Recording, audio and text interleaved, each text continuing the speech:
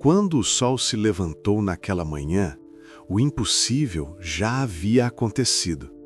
A pedra do sepulcro estava removida e a morte havia perdido sua voz.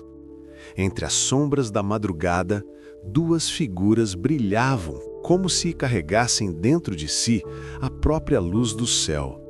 E esses seres, silenciosos e imponentes, testemunharam o maior milagre da história humana. Se você acredita que ainda existem mistérios na Bíblia que o tempo tentou apagar, inscreva-se agora, porque hoje você vai descobrir quem eram os dois seres de luz no túmulo vazio de Jesus. A cena é descrita nos 4 evangelhos, mas cada autor revela uma peça desse quebra-cabeça celestial. Mateus fala de um anjo cujo rosto brilhava como relâmpago, e suas roupas eram brancas, como a neve. Marcos menciona um jovem vestido de branco sentado ao lado direito. Lucas descreve 2 homens com vestes resplandecentes, tão brilhantes que assustaram as mulheres que foram ao sepulcro. E João confirma 2 seres, um sentado à cabeceira onde Jesus estivera e outro aos pés. Mas quem eram eles? A Bíblia não dá seus nomes, mas descreve algo ainda mais intrigante. Eles não vieram apenas anunciar a ressurreição. Eles guardavam o túmulo daquele que venceu a morte. Esses seres surgem sempre quando o divino toca o impossível, e sua presença marca momentos de revelação, transformação e poder. No Antigo Testamento, seres luminosos são chamados de Malaquim, mensageiros que trazem ordens diretas do trono de Deus. No Novo Testamento, são apresentados como anjos resplandecentes, sendo de classe e função diferentes. Mas os anjos do sepulcro não aparecem como simples mensageiros.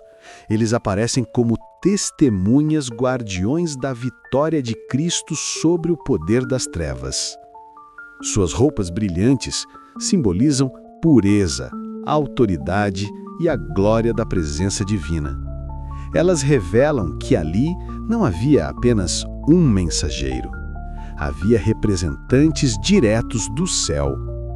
Os evangelhos dizem que as mulheres ficaram assustadas e se curvaram diante deles, porque a luz que emanava daqueles seres não era comum, era a luz da eternidade.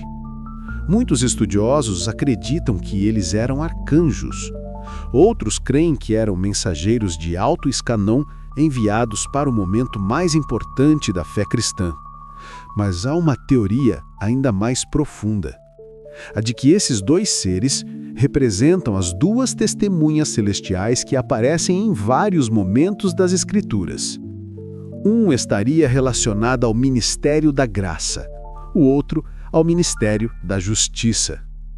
Assim como no tabernáculo havia 2 querubins sobre a arca da aliança.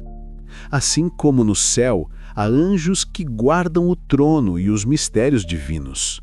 A presença dos 2 seres no túmulo tem um simbolismo poderoso.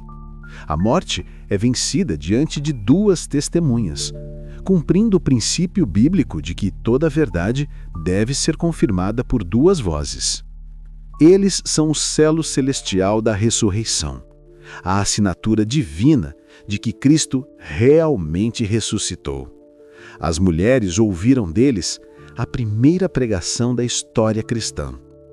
Elas disseram: "Por que buscais entre os mortos aquele que vive?"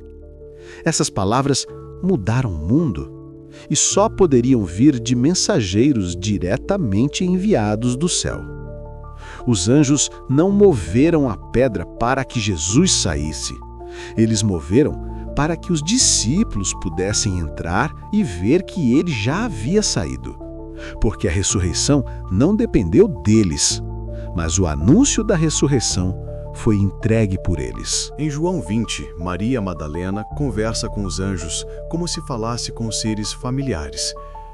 Isso mostra que a presença deles não trazia terror, trazia paz.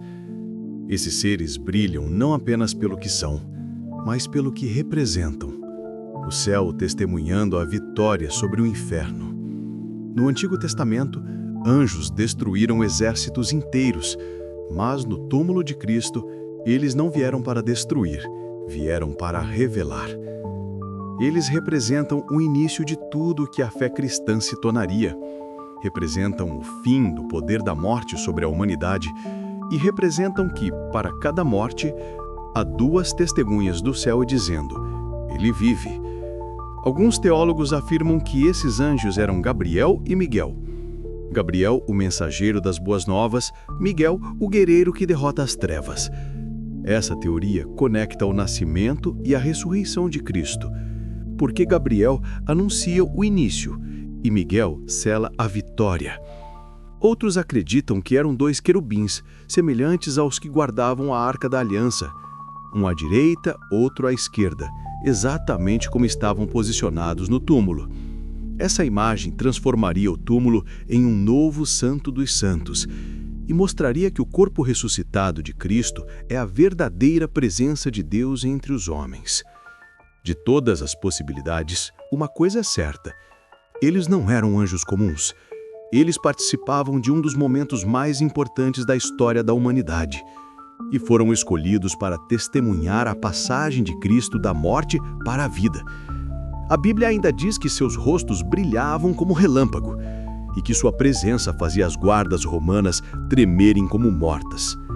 O choque entre o poder humano e o poder celestial foi instantâneo. O túmulo se transformou em campo de batalha espiritual por alguns segundos. Mas quando a luz apareceu, a escuridão fugiu, e os soldados que vigiavam o morto caíram diante dos guardiões do vivo. Esses seres mostraram que nenhum império pode impedir o plano de Deus. Eles mostraram que a morte não tem última palavra, e mostraram que o túmulo vazio nunca estaria vazio de verdade, porque a luz do céu ainda ressoa naquele lugar. Quando as mulheres saíram correndo para anunciar a ressurreição, os anjos cumpriram sua missão. Eles haviam sido testemunhas do milagre e mensageiros da vitória. E até hoje, a pergunta deles ecoa nas páginas da história: por que procuras entre os mortos aquele que vive? Os seres de luz no sepulcro não estavam ali por acaso. Eles estavam ali porque o céu inteiro observava aquele momento. A morte foi vencida. A eternidade se abriu. E dois seres brilhantes foram escolhidos para anunciar o início de uma nova era para toda a humanidade. Relatório do tempo, revelando verdades que o tempo tentou apagar.